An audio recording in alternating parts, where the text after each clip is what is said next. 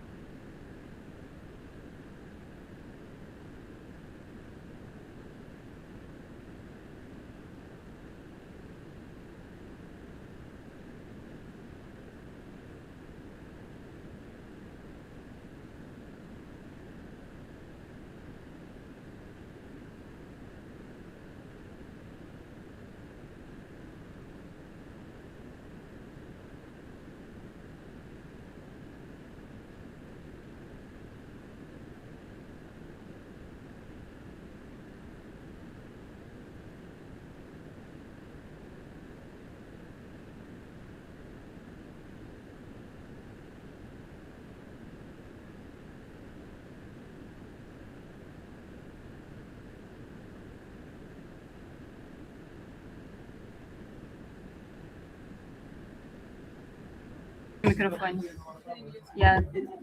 Não tem nem. Acho que agora vai.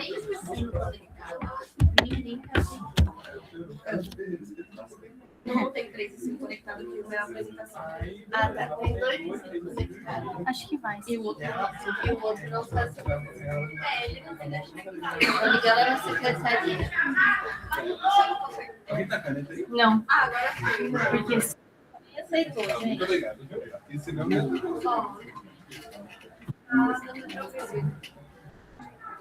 Alguém aceitou. A internet está daquele jeito. Você tem outra? Mais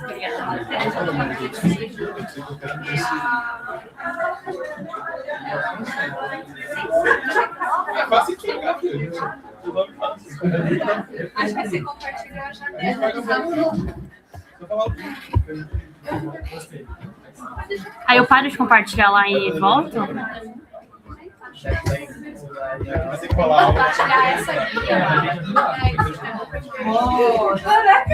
Compartilha a guia. Clica na sua apresentação.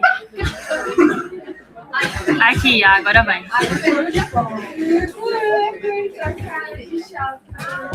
Foi? Obrigada. Tá bom, obrigada. Você vai cobrando uma aula da galera agora.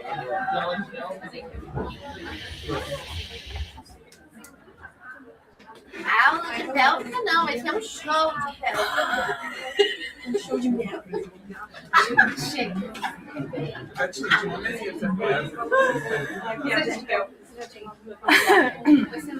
Não tá sabendo.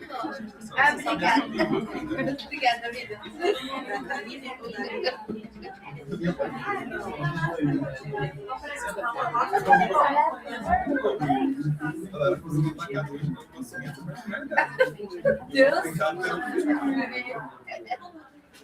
Gente, boa tarde. Eu sou a Lara Fucides, sou supervisora do ambulatório de coloproctologia. E a gente vai falar sobre um caso que a gente está tendo lá atualmente. Então, um paciente RLL, sexo feminino, 62 anos, 57 quilos, 1,46 de altura, com MC, que é um sobrepeso. Tem diagnóstico clínico de lúpus eritematoso sistêmico, hipertensão arterial, síndrome de Sjögren, incontinência fecal e incontinência urinária. Queixa funcional, ela chegou apresentando uma perda de fezes Bristol 1 entre 3 a 6 vezes por dia, todos os dias, durante a urgência, deambulando e dormindo. Então, a história da queixa, em 1994, ela teve um parto via vaginal, que teve uma laceração que ela não soube informar o grau, e uma hemorroida após o parto. Em 2005, ela iniciou com teve a menopausa e iniciou com a dor na relação devido à secura vaginal que ela apresentou como um sintoma. Em 2014, ela foi submetida a uma cirurgia de colocação de sling devido a um colapso de bexiga e foi diagnosticada com a síndrome de Sjögren em 2014. Em 2021, que começaram as perdas de urina, então as perdas de urina elas já começaram em jato, seguida logo pelo aparecimento da incontinência fecal. Então, logo foi muito rápido tudo, não deu nem tempo, geralmente espera um pouco para começar a vir a perda fecal, mas foi tudo meio junto. Associada à urgência evacuatória, e ela perdia tanto durante a debulação quanto dormindo. Atualmente, ela mantém com os episódios de perda de urina e fezes igual ao 2021, então também dormindo, deambulando e na urgência. Em 2021, esqueci de falar, ela começou, logo após das duas incontinências, ela começou com uma dor em região de abdômen EVA 9, em todos os momentos, sem causa específica, e sentia a piora dessa dor quando ela mantinha o armazenamento da urina e das fezes. Então, ela piorava muito a urgência dela porque ela ia no banheiro toda hora que ela não aguentava permanecer com a sua urina dentro da bexiga. Então, ela tinha essa dor EVA 9, que atualmente a dor persiste. Então, ela continua com essa dor no abdômen inferior. Ela tem ainda dor na relação sexual EVA 8 no introito vaginal e ainda as perdas de fezes e urina desde 2021. Ela é professora aposentada, mora com o marido, a filha, o genro e a neta. Realiza todas as refeições do dia, porém em menor quantidade devido à perda de fezes, então ela evita comer muito para perder menos. Ela ingere 200 ml de água por dia, então ela acabou diminuindo por conta da perda de urina e de fezes. E ela realiza caminhadas diárias de 30 minutos e pilates uma vez na semana. Foi aplicado o questionário PFIC-7, que ele avalia o impacto na qualidade de vida pensando em parte miccional, evacuatória e sexual. Ela teve uma pontuação de 180 de 300, e quanto maior a pontuação, maior o impacto negativo na qualidade de vida. E o ICQ-SF foi 15 pontos, que é o de incontinência urinária, que caracteriza uma incontinência urinária grave. Foi aplicado diário evacuatório e o miccional. O diário evacuatório, ela apresentou perda de fezes 3 a 6 vezes por dia, na maioria das vezes durante a urgência, no caminho do banheiro. E ela evacuou de 3 a 6 vezes por dia. O diário miccional, ela apresentou perda de urina andando e correndo, sendo que, em média, ela foi 20 vezes por dia no banheiro, de 1 hora a 1h30 de idas ao banheiro. Além disso, ela quase não ingeriu água, em média 2 copos de 100 ml por dia. E ela só percebeu isso na hora do diário, ela não tinha noção de quão pouco ela tomava de água por dia. Na estratégia motor, então, a gente avaliou a tarefa dela, que a gente avaliou deambulação, porque é um dos motivos que ela pede e a principal perda dela. Eu acho que é bom para o pessoal talvez contextualizar o que é Pode me caramba. E também o que é a síndrome. Tá. Qual que é a primeira pergunta? Tá. Então, a gente tem uma escala de cocô, que a gente avalia do mais ressecado pro mais mole, né? Pro mais líquido. Então, a gente tem Bristol 1 a 7. Então, Bristol 1 é cocô de bolinha cabritinho. E Bristol 7 é bem líquido. Então, ela perde fezes sólidas. Isso é mais preocupante ainda, porque quando a paciente perde só fezes líquidas, a gente entende que é mais fácil de perder. Mais difícil de conter essas fezes. Agora, fezes Bristol 1, a gente entende que já é um caso um pouco mais avançado, tá? E a síndrome de Sjögren?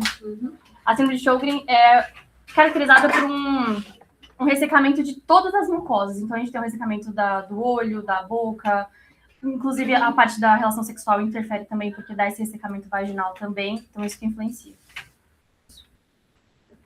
Não sei se dá para falar da relação da síndrome com as questões coloproctológicas. Qual o impacto direto sistêmico? Porque a gente pensa também que o ânus também é uma mucosa, também vai influenciar nisso. E toda a parte intestinal, porque a gente tem essa diminuição dessa parte sistêmica justamente por essa parte... Como é que fala? Do ressecamento? Do ressecamento de intestino mesmo. Então fica mais difícil dessas fezes também passarem. Porque, como vocês viram, ela vai no banheiro de 3 a 6 vezes por dia que ela evacua na privada. Isso, pra gente, leva a pensar que talvez ela não esteja evacuando 100%. Então, às vezes, a perda dela é o que sobra de cocô ali.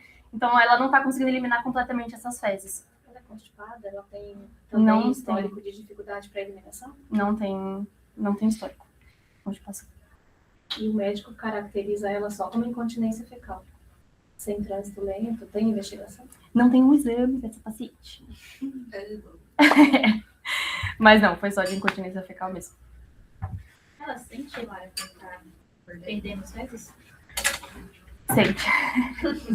É questão de constipação, assim, prévio a isso. Inclusive dormindo? Dormindo não, ela só acorda e vê que tá suja. Dormindo também é visto. Você não quis jogar aí mais forte. Aham.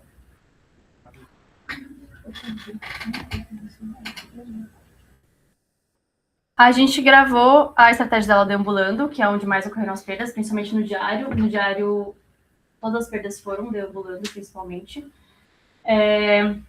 Na deambulação, então, a gente percebeu que ela realiza uma tarefa deambular. Ela se sustenta com a base de apoio diminuída, abdômen globoso e ombro direito mais elevado em comparação com o ombro esquerdo. Ela inicia a marcha com redução de dorsiflexão, ela pouco levanta esse pé do chão. Ela mantém o abdômen globoso e os ombros assimétricos e rígidos. Durante a marcha, então, quando ela inicia essa marcha, a base de apoio ela se mantém da mesma forma diminuída. Ela apresenta diminuição da extensão de quadril, então ela não realiza essa propulsão para frente. E ela oscila essa pelve durante toda a deambulação, com maior ênfase à direita. Então, ela tem essa oscilação e a direita inclina um pouquinho mais em relação à esquerda. E ela vai manter esse padrão de abdômen globoso e esses ombros assimétricos durante toda a marcha. E ela não apresenta dissociação de cintura, é um pouco rígida essa parte de cintura escapular também. Ela retorna e mantém o mesmo padrão. Essa é a estratégia dela.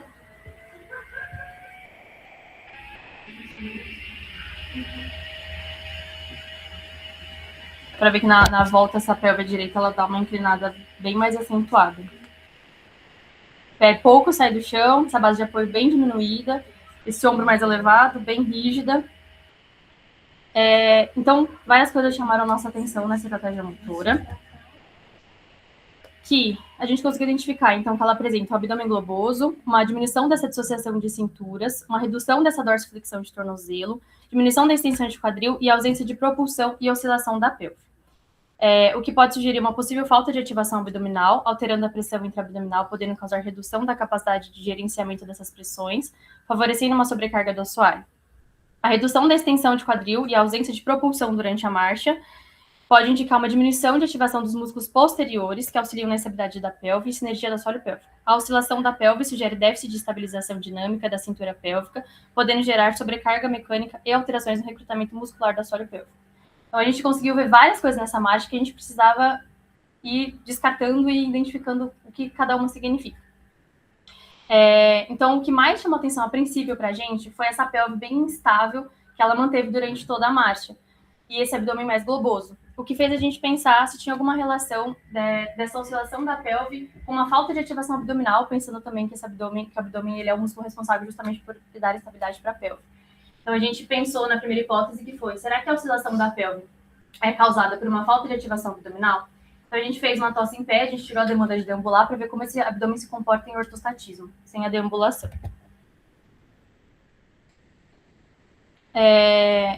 Por incrível que pareça, eu achava que não ativaria. Então, esse abdômen ele ativa, é mais reto abdominal, então uma musculatura mais superficial, não uma musculatura tão profunda. Mas ela tem essa ativação de abdômen, até na vista lateral a gente consegue ver que essa parte lateral do abdômen ele também entra. Então, não é uma ausência de ativação, ela tem esse abdominal estufa, ela tem uma certa ativação nesse abdômen. Então, durante a tosse, a gente observou um recrutamento predominantemente de reto abdominal, com ativação da musculatura abdominal superficial e não tanto dessa musculatura profunda, mas ela ativa esse abdômen. O que nos fez pensar que talvez essa oscilação da pelve não venha tanto desse abdômen que esteja com essa falta de ativação. Então, a gente pensou, será que a gente retirar essa demanda de deambular, a paciente ela realiza essa dissociação de cintura? Porque na nossa cabeça, algo aqui em cima não estava funcionando direito e a gente tinha descartado esse abdômen com falta de ativação, porque a gente viu que ele tem uma certa ativação. Então, a gente fez um teste de alcance sentada, porque a gente queria isolar essa pelve. Então, a gente fez um teste sentada para a gente ver como que essa parte de tronco superior ia se comportar, mantendo essa paciente em sedestação. Então, a gente fez o teste de alcance e a gente percebeu que ela não mantém esse padrão tão rígido de tronco superior no momento que a gente isola essa pelve. Ela tem uma certa dissociação. Só que o que chamou a atenção é que ela mantém essa base de apoio diminuída, assim como na deambulação. E essa pelve, ela se manteve um pouco instável nesse momento. Como se ela precisasse fazer movimento com a pelve para fazer esse alcance, ela não usa só essa parte do tronco superior. Então, a gente começou a pensar que talvez essa base de apoio tenha influência em relação a essa oscilação, já que isolando essa pelve, essa parte de tronco superior, ela se manteve menos rígida, comparando com a deambulação. Então, a paciente ela conseguiu realizar essa dissociação de cinturas em sedestação, só que foi observada uma oscilação de pelve e diminuição da base de apoio, assim como na deambulação. Ela se manteve com o mesmo padrão, então essa pelve oscilando e essa base de apoio diminuída. Então, a gente pensou, será que essa oscilação da pelve ela ocorre pela base de apoio diminuída? Então, ela não está com suporte muito bem, ela não está dando muita estabilidade para essa pelve, então ela está oscilando. Então, a gente diminuiu mais a demanda, porque a paciente em ortostatismo apresentou essa oscilação, em sedestação apresentou essa oscilação, então a gente falou, vamos tirar a demanda, fazer com a paciente decúbito dorsal, para ver como que essa pelve vai se comportar se ela mantém essa oscilação. Aqui a gente queria ver a base de apoio. Importante falar que a gente não pediu para ela deixar essa base de apoio diminuída. É assim que essa paciente se organiza mesmo. E aqui a pelve se mantém bem estável, inclusive abdômen ativa, coisa que é até difícil a gente ver em avaliação, que pediram que o abdômen estufa lá na frente. Então, a gente acabou descartando essa hipótese porque, mesmo com a base de apoio diminuída, ela consegue manter essa pelve estável. Então, independente da base de apoio diminuída, a paciente consegue realizar ponte sem oscilação da pelve. Então, a gente pensou, será que não é algo mais para baixo, já que a gente descartou todas as hipóteses para cima? Então, será que essa pelve ela oscila durante a marcha por uma compensação de ausência de propulsão? Então, será que ela... Porque quando a gente olha a deambulação dela, parece que ela se joga pela pelve. Então, é como se ela não conseguisse... O pé pouco levanta, ela não faz essa propulsão, ela precisa ir para frente por algum lugar. Então, é como se ela se jogasse através dessa pelve. Por isso, essa oscilação. Então, a gente pensou, será que essa pelve oscila durante a marcha por uma compensação de ausência de propulsão? Então, a gente fez o teste de levantar e sentar. Então, a gente conseguiu ver algumas coisas aqui. Ela faz uso de 3 compensações para conseguir levantar. Então, ela põe essa mão na cadeira para usar o auxílio de membro superior. E quando ela senta e vai levantar de novo, inclusive... A gente deveria ter levantado essa calça, tirado esse sapato, coisas que a gente só percebe depois. E aí, quando ela levanta, ela tira um pouquinho o pé do chão e aí ela faz um impulso para ela conseguir levantar. Ela não consegue simplesmente, com a cadeia posterior, ela fazer esse movimento. Então, ela precisa pegar um impulsozinho com o pé, empurrar o chão para ela conseguir levantar. E no fim do movimento, ela faz um tuque, uma hiperextensão de joelho para ela conseguir terminar esse movimento para auxiliar ela a finalizar. Então, ela usa 3 compensações de membro superior, o pezinho que dá um impulso para começar o movimento, e no fim do movimento, para conseguir terminar, ela faz essa hiperextensão. Que, então, foi identificada uma dificuldade na realização eficiente da tríplice extensão de membros inferiores, especialmente relacionada à cadeia extensora, levando à adoção de estratégias compensatórias para completar a tarefa. Então, como causa raiz, a gente chegou no déficit de recrutamento da cadeia extensora de membros inferiores. E como conclusão, paciente RRL com queixa funcional de perda de fezes Bristol 1, de 3 a 6 vezes por dia, todos os dias durante urgência, andando e dormindo. Foi identificada uma fraqueza de cadeia posterior de membros inferiores, uma vez que a paciente possui dissociação de cinturas e estabilidade da pelve preservadas, porém apresenta ineficiência da cadeia extensora de membros inferiores, o que explica a ausência de propulsão e as compensações observadas durante a marcha. Inclusive, essa base de apoio diminuída se dá como uma consequência dessa falta de propulsão, porque a partir do momento que se ela abrir a base de apoio, ela vai precisar oscilar mais ainda essa pelve, ela vai perder mais estabilidade. Então, ela compensa diminuindo essa base de apoio para ela conseguir ter mais estabilidade, para ela conseguir se propulsionar para frente. Então, de meta SMART, a gente colocou reduzir a frequência de perdas de fezes em 50%, então de 6 episódios diários para 3 episódios diários no fim de 12 sessões, diminuir em 20% a pontuação total do questionário que foi aplicado, então de 180 para 144 pontos no final das 2 sessões, reduzir a urgência evacuatória em 50%, conforme o diário evacuatório, e aliviar essa algia em região de abdômen EVA 9 para uma EVA 6, em 12 sessões. Então, planejamento terapêutico a curto prazo, realizar educação em saúde, reduzir a urgência medical, incentivar o uso da cadeia posterior de membros inferiores, em baixas demandas, favorecer o recrutamento da musculatura abdominal profunda e sinergia com o diafragma. A médio prazo, aprimorar a coordenação entre a musculatura abdominal profunda e diafragma durante atividades funcionais, fortalecer a cadeia extensora de inferiores com ênfase na musculatura posterior, treinar a realização de tríplice extensão em atividades funcionais, reduzir episódios de urgência evacuatória. A longo prazo, otimizar a mecânica da marcha, favorecendo a propulsão e reduzindo a compensação pélvica, melhorar a capacidade funcional e autonomia das atividades diárias, consolidar estratégias de continência fecal durante situações de urgência e diminuir a frequência de perda de fezes. De conduta, então, educação em saúde sobre a continência fecal, função do assoalho pélvico, fatores relacionados à perda, orientações comportamentais, foi muito importante para esse paciente, no caso. Neuromodulação tibial para urgência, treinamento de recrutamento da musculatura abdominal profunda, fortalecimento de cadeia extensora de membros inferiores, com ênfase em musculatura posterior, treinamento de tríplice extensão em tarefas funcionais, treino de transferências de sentar e levantar, treino de marcha com foco em propulsão e progressão corporal. Atualmente, a paciente está passando lá na cola, ela está no 4º atendimento dela, e a gente teve uma melhora muito, muito, muito boa com ela. Então, ela relata que ela já aumentou a ingesta hídrica para 1 litro por dia, para quem tomava 200 ml. Ela não apresenta mais nenhuma dor abdominal, zerou de 9 para 0 em nenhum momento. Teve a diminuição da urgência evacuatória e miccional bem importante. Ela está conseguindo manter a aspirina em 3 horas dentro da bexiga, antes era de 1 hora. E perdendo diminuição da perda de fezes também. Ela tá perdendo fezes uma vez na semana, ela perdia de 3 a 6 vezes por dia, todos os dias. Agora ela tá perdendo fezes uma vez na semana, e nas últimas 2 semanas, então, ela perdeu uma vez cada semana, que aí ela retornou, porque ela tá no 4º atendimento ainda. Isso, obrigada.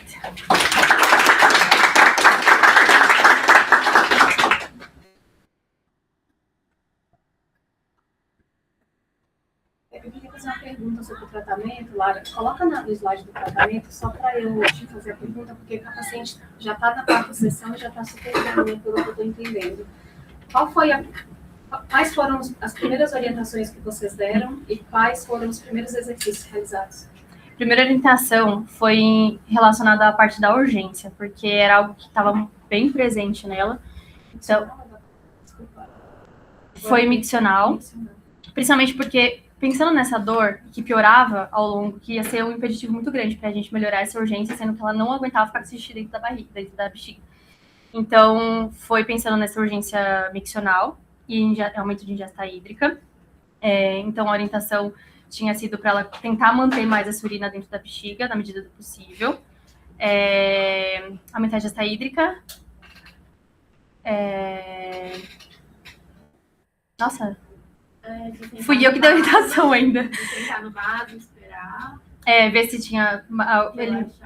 Para melhorar a eliminação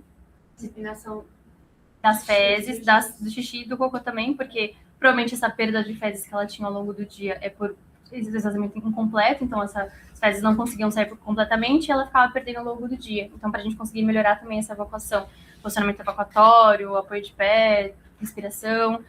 e aí no início a gente começou com essa parte de respiração, prensa abdominal, que inclusive eu acredito que o que tem ajudado também nessa dor seja essa melhora da ativação abdominal e também diminuição dessa urgência miccional.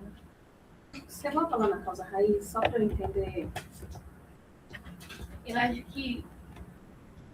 Peraí, porque eu só vou concluir meu raciocínio, porque eu perguntei o que você fez primeiro, tá, gente? Eu acho que a construção do caso como um todo tem uma linha, é uma linha que talvez possa seguir nessa sequência ou até na sequência contrária. Eu acho que é um caso que, se a gente visse dos 2 lados, eu acho que a gente chegaria em lugares parecidos.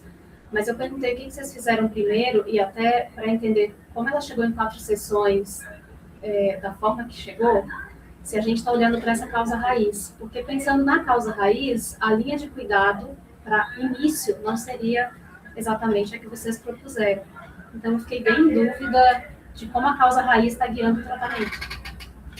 Porque a gente também realizou treinamento de fortalecimento de extensão também, né, que você fez. No primeiro momento? Desde o começo, elétrico, pra urgência, e exercício fechado. Mas qual exercício? Focado no recrutamento da musculatura extensora de com membros faixa elástica. inferiores?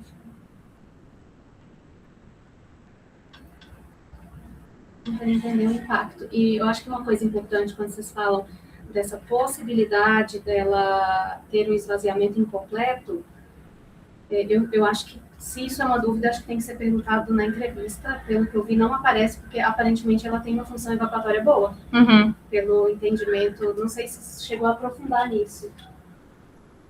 Não sei se tá no diário, eu acho que tá no diário. Se ela tem que fazer força, se ela sai com sensação de esvaziamento incompleto. Porque eu acho que se são coisas que a gente está atacando, principalmente se é no primeiro momento, eu acho que são coisas que tem que estar presentes no caso. Porque eu entendo perfeitamente, uma pessoa que perde Bristol 1 provavelmente tem constipação associada. Uhum. Isso é quase que um consenso, é quase que um mecanismo.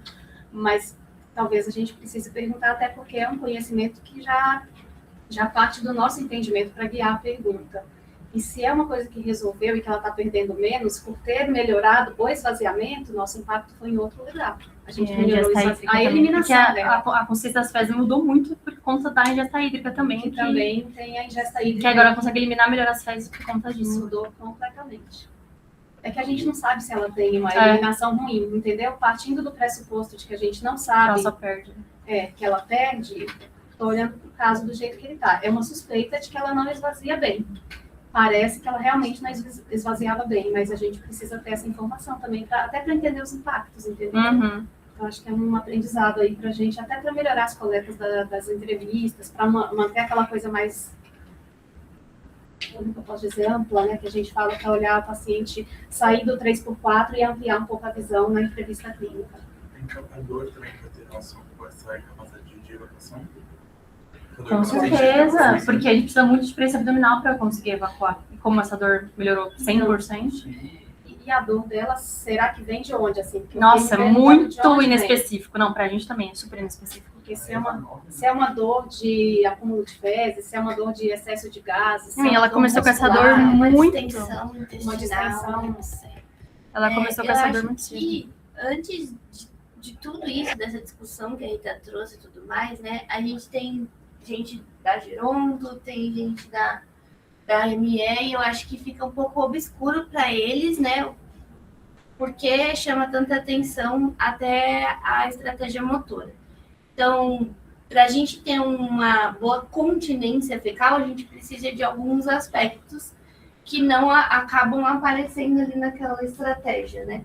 Então, a gente precisa ter um tronco bem conectado com pelve e uma pelve bem estável para que se mantenha uma boa angulação das vísceras, né, dentro da cavidade abdominal, que já aparentemente no que a gente está vendo de estratégia motora não é uma coisa que já está acontecendo. Então, como justificativa da queixa, toda essa desconexão, essa instabilidade que acaba aparecendo na estratégia, até uma leve antipulsão pélvica, ela leva a toda uma desorganização de vísceras e de posicionamento anatômico delas, que leva a uma diferenciação de angulação de reto, que seria o principal, né?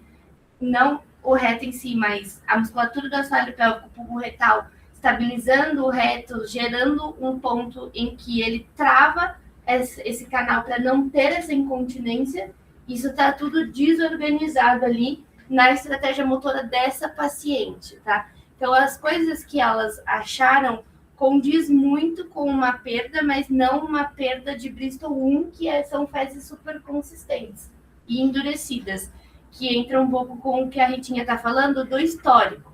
Se a paciente é uma constipada crônica, que se ela tem uma dificuldade evacuatória, as fezes ficam ali no intestino, acaba não saindo e elas cada vez mais vão ser reabsorvidas, voltam para o reto, volta para o canal, reabsorve mais, então elas acabam ficando endurecidas por esse motivo, tá? Acho que esse histórico, assim, eu acho que assim, coisas para a gente aprender com o caso, né? Eu acho que é importante buscar. Eu ia comentar isso que a Stephanie falou agora, porque a postura da paciente é uma antipulsão, então ela é totalmente jogada para frente, então ela acaba entrando em retroversão por conta da antipulsão, e é daquela paciente bem clássica de antipulsão que ainda faz hiperextensão de joelho, que eu nem consigo fazer aqui. Mas é uma paciente que está totalmente escorada em articulação, assim, ou seja, ela não tem muito esse tônus extensor e antigravitário que a gente espera para N funções, inclusive para manter uma boa dinâmica de órgãos pélvicos, né? Acho que é aquilo que a gente até discutiu um pouco na aula da professora, naquela vez, né, com as meninas da pélvica, e que eu acho que a ME também teve um pouco disso com a Ana, né, acho que alguma coisa assim, mas para a dinâmica dos órgãos mesmo. E isso que a Stephanie falou, uma vez que você está aqui, para funcionar bem, eu acho que como um todo, essa cavidade que é toda aberta e fechada só por músculo, você tem que ter alinhamento, até para uma coisa ficar em cima da outra e o recrutamento ficar mais favorável à mecânica mesmo. Só que, além disso, você tem que ter as capacidades dos próprios. Então, isso aqui está solto. Estou escorada aqui. E ainda estou com, provavelmente, uma distensão por conta de uma quantidade de fezes que eu imagino que ela tenha. É quase que a perda dela é por transbordamento, e não só por uma ineficiência esfincteriana. Mas só que, além disso, por ela estar assim, pressão zero. Se tem pressão, não é zero, porque zero é quando está bom, anula as forças, né? Além de ter uma pressão que, quando está solta, a pressão diminui aqui dentro, a verdade é essa. Eu acho que é uma palavra que se usa em relação ao assoalho, que eu entendo perfeitamente o uso, mas que eu acho que ela não é muito adequada, é sobrecarga de assoalho pélvico. Nessas condições, o assoalho não está nada sobrecarregado, ele está de boa. Sobrecarga é quando você tem algo que está fazendo com que ele trabalhe mais. Muitas situações fazem ele trabalhar mais. Quando ele está de boa, tipo, não tem nada vindo daqui para eu ter que reagir. Não tem nada vindo de cima para eu ter que reagir, eu só estou aqui. A única coisa que faz ele reagir é o peso das vísceras. E aí, claro, ele deve reagir, mas acaba que não gera uma sobrecarga. É diferente de um paciente que tem tensão. Aqueles que têm tensão, dor pélvica, dores muito fortes aqui atrás, acaba... Então, eu fiquei em pé só para mostrar isso aqui, tá, gente? Não é por outro motivo, mas eu acho que essas coisas a gente precisa partir. Até porque nessa condição, se vocês quiserem até ficar em pé, tentem iniciar uma marcha com propulsão desse jeito. Tentem iniciar, tô desse jeito. Eu comecei por aqui. É impossível partir desse posicionamento fazendo uma propulsão. Para propulsão, primeiro você tem que apoiar totalmente o corpo e você tem que lançar seu corpo com o pé e receber a carga desse lado. Desse jeito, você leva isso e o pé vai atrás. E aí, geralmente, oscila mesmo. Você ia comentar alguma coisa? Acho que achei que vocês tinham levantado a mão. Então, acho que isso é importante. Eu acho que justifica, inclusive, muito vocês terem falado de base. Porque, olhando para isso aqui, a base não tem muito o que fazer. Acaba que a base não vai ter o que fazer. Ela vai... E aí vai oscilar. Se você tem menos movimento no plano sagital... Você está desorganizado, o plano sagital está desorganizado, olhando aqui. Você começa o movimento, aí você começa ele por aqui, que deveria começar pelo pé, vai oscilar de alguma forma, porque diminuiu o movimento no plano sagital e aumentou no plano frontal, que é o que a gente vê na paciente. Então, juntando um pouco disso, dificulta reter fezes, mas não me parece que o dela é só por uma ineficiência muscular. Parece que também é por tudo isso que a gente ficou meio que sem entender da história, mas que parece ter um excesso de fezes, parece não estar esvaziando muito bem. E aí, óbvio, base está ruim, alinhamento está ruim, tem uma série de coisas ali dificultando. E que isso tudo, eu diria, está dificultando a mecânica evacuatória. Por isso que eu acho que vale olhar para a mecânica evacuatória como um todo e não só para a queixa específica da perda, porque eu acho que se a gente procurasse, a gente acharia mais. É que, às vezes, o paciente, gente, eu não estou julgando isso, tá? Ninguém, não estou julgando quem coleta, não estou julgando o caso. Eu estou falando isso porque, especialmente na coloprop, é um paciente extremamente difícil de coletar, porque dificilmente ele não tem questões psicológicas bem importantes. É muito difícil. Às vezes você vai tentar arrancar, e mesmo assim não vai sair. Tem uns que olham pra gente e falam assim, não sei o que eu estou fazendo aqui, o médico mandou. Você faz todo aquele educativo só do que está fazendo lá. E mesmo assim, você não vai conseguir arrancar tudo. Então, não é um julgamento, é mais para trazer um raciocínio mesmo, tá? Então, eu entendo as dificuldades que tem aí, mas eu queria trazer isso, porque eu acho que é importante a gente entender os mecanismos para fazer as associações. Fora a questão dela ter esse ressecamento geral aí, que eu acho que prejudica tudo, né? E ainda não bebi água. Fica mais desidratada. Tem um videozinho dela falando. Não temos. Mas ela, inclusive, eu até, acho que na semana passada, eu reparei que o abdômen dela tá menos bobo. Tipo, e ela é uma paciente da colo e ela tem questões assim, tipo, ai, não, minha barriga é muito grande, não sei o que, tá. E aí eu falei pra ela, não, mas a senhora percebeu que a senhora emagreceu, né, diminuiu a barriga? Sério? Eu falei, não, olha. Ai, eu acho que...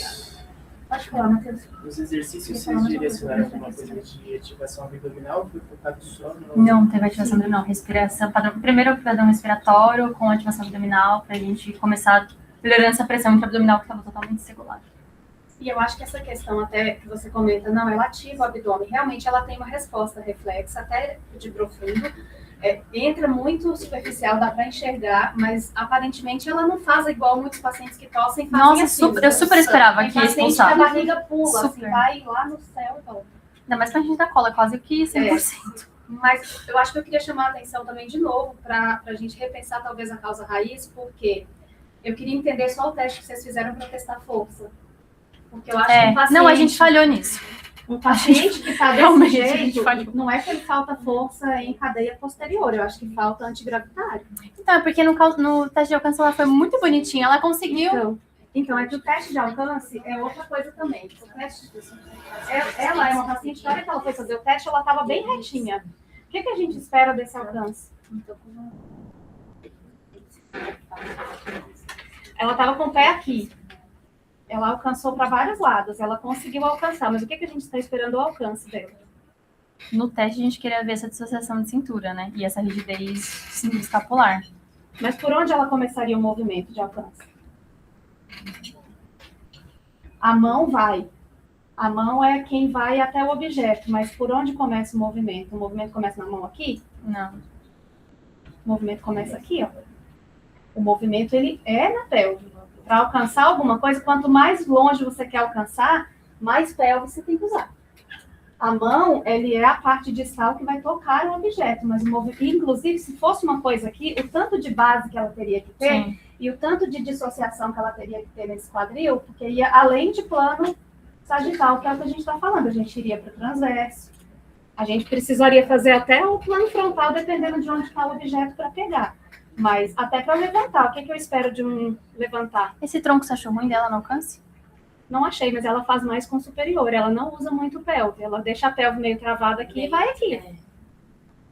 Então ela não usa a estratégia de alcance. Eu acho que a pelve tá travada. A pelve ficou. Não sei se ela travou e Ela travou e ela foi tá bastante sempre com o aqui. membro superior, mas ela Exato. não faz movimento aqui. Distal pra Mas é a mesma estratégia da marcha, ela não usa muito a É a pelve, né? mesma Ela só estratégia da marcha. Mesma estratégia da marcha. E o que eu ia falar? Ela tá meio que travada numa... Ó, ela parou aqui, ó. E aí, com a base desse É, tamanho, ela ela tem tá pouquíssima ali, possibilidade mesmo de ir pra... chega quase a nem fazer com o efetor que seria de distal para proximal. Ela precisa ainda disso aqui, né?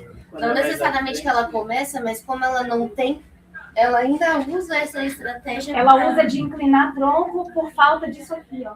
Mas aí qualquer coisa que ela fizesse nessa postura inicial seria ruim mesmo. Porque ela já tá Ela já sentada, tá né? tipo ruim, Ela exato. Reto Que e é a base mesma coisa pro interno. diminuída. Eu acho que mesmo se não fosse um alcance e fosse um ajuste, eu acho que ela não ia conseguir se ajustar, porque essa base de apoio, falando base de apoio do quadril, que quando ela tá sentada, Quando a base ela tá de apoio é o sentada, a quadril. base muda. Já tá ruim. Então, se a gente fizer só um ajuste, eu acho que ela não ia conseguir se ajustar, porque tá ruim antes. Uhum. Isso que a Poliana falou é interessante. Quando a gente está aqui, a base é pé e quadril, não é mais só o pé. E no alcance, a gente não deve isolar a pelve, porque a pelve entra muito em alcance. Então, quanto mais eu quiser alcançar, mais eu vou ter que usar até essa casa. E a base conta muito. Se eu tiro a base aqui, a pessoa não consegue ir nem até... Não consegue.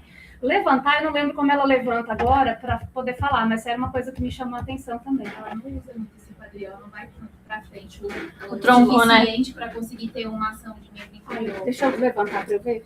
Peraí, Põe de novo essa daí, Lara. ela vai Ó, a mesma coisa, ela faz assim, ó. É. Recebe. Na verdade, ela não recebe, ela aceita a carga. Tipo, a carga cai sobre Ela faz ela. antipulsão pélvica, né? Pra se Ela faz- travar. Ela Ó. precisa se travar na antipulsão, ó. E no- Travou. e na- Aí vem a hiperextensão. E na hiperextensão de joelho. Não tem como ela ter uma ação extensora efetiva aí, porque ela não cria uma alavanca, né? Ela não leva Ela não tem pra ela. frente suficiente. Ela não leva Ela ela pra não- frente suficiente, porque esse Ela não muda de altura, né? Não, ela faz Pra assim, ó. levantar, você primeiro vem aqui e depois você muda de altura. Primeira Não coisa, tem como. quando... Não, e mais Não, nada. eu já vi uma pessoa que levanta sem base, Fernanda. Assim, tipo, ela fazia assim, ó. Aí a base ia depois. Mas assim na neuro é. Cada 4, 5 levanta. Imagina. Mas é isso mesmo, ela não sai daqui, porque para levantar, de novo, você precisa. Então você ter acha que é isso. tronco? Eu A musculatura acho que gravitária? Não é que eu acho. Eu penso que existe uma questão lombopélvica importantíssima nela que precisaria ser vista. E eu não acredito na fraqueza, porque a gente não testou fraqueza em nenhum momento. Agora que fraqueza, fiquei déficit. Eu sabia que você ia falar da fraqueza. Não, mas peraí, na conclusão estava escrito fraqueza, por isso que eu tô falando. Aí depois desse foi pra Fraqueza. ponte, né? Não, mas foi o último, antes foi a ponte. Então, mas se essa pelve. Eu não ia ver essa pelve ruim na ponte?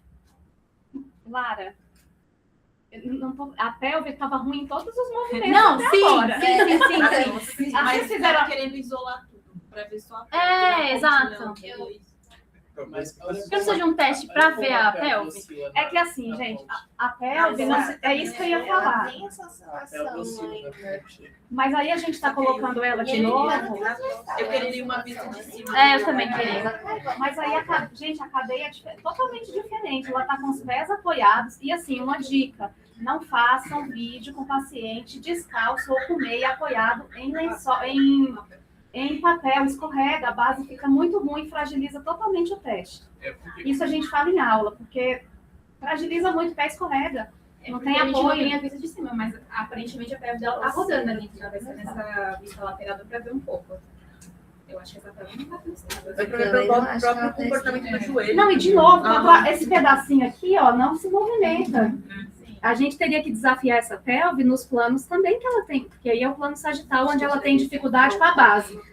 Sem colocar a base para andar, ela foi, subiu e levantou. Mas e nos outros, por exemplo, se eu fizer isso, como é que é? A gente não testou ele, não desafiou nos outros planos. E mesmo aqui nessa ponte, a gente vê que o vetor de força não tá vindo do pé empurrando para baixo. Ela ainda tá vindo dessa antipulsão pélvica. E eu acho que assim, na Ela ainda precisa como ela disso faz uma pra antipulsão, nesse teste de ponte, eu acho que é fácil para ela, porque ela faz isso mesmo já.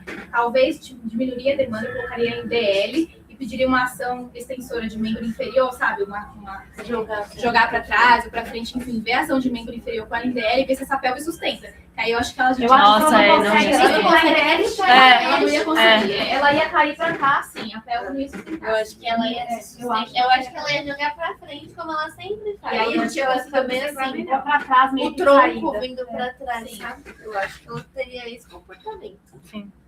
Porque, no fim das contas, esse movimento ela sabe fazer bem, que é o que ela mais faz. Ela só reproduziu o que estava fazendo sentado É. da marcha, a mesma coisa.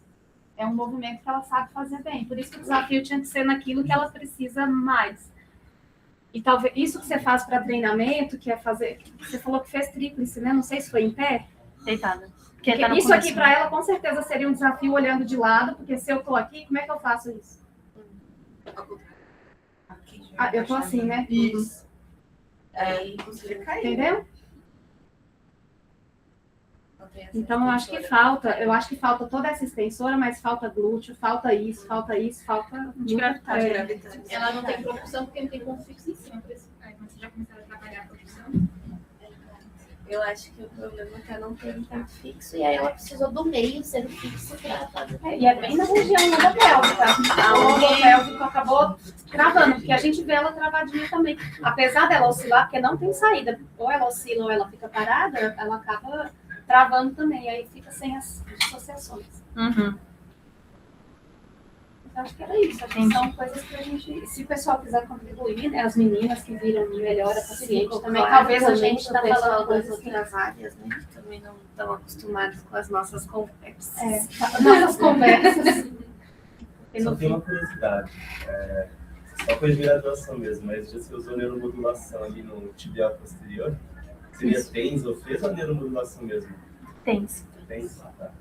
Eu tenho neuromodulação. É verdade. Também, É bastante. tem, fez, É, tudo isso tem. neuromodulação. Mas é. Tem, né? O tibial posterior, ele sai da mesma raiz sacral dos nervos que inervam o intestino e bexiga. E o pudendo que inerva a sua arco pélvico. A gente pode fazer Sacral o também, né? parasacral ou tibial. Pode No ser feito tibial é para mais sacral. fácil colocar, né? É mais superficializado. O nervo, o trajeto do nervo. No tibial, né? Aqui tem muito osso para fazer impedância, então acaba se colocando em tibial, porque é mais. Só tem uma pelezinha ali cobrindo. A gente faz um monte de outras indicações. Inclusive, o convite é você vai fazer um estudo para constipados. Ai, a gente tava falando A sobre gente isso. também Teve um momento que a gente tava falando nós três sobre isso. Quanto seria legal o neuromodular emoji? Eu falei até para o Matheus esses dias que a gente fez uma revisão sistemática disso e acabou não indo muito para frente, porque foi até um TCC. Tem que refazer a revisão para a gente incluir mais coisa, porque foi bem interessante o que a gente achou. Também é paciente, o médico de Danilo. Eles perguntaram o que você tem que fazer pesquisa que o pessoal tá usando. Fazer, a gente tem que fazer muita coisa, mais que outras. Não, complicado. O dor na relação. Gente, Lara, obrigada. Obrigada. Obrigada, gente.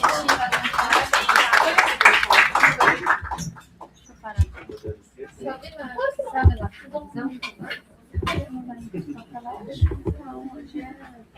Obrigado. Obrigada. Gente, obrigada por ter vindo.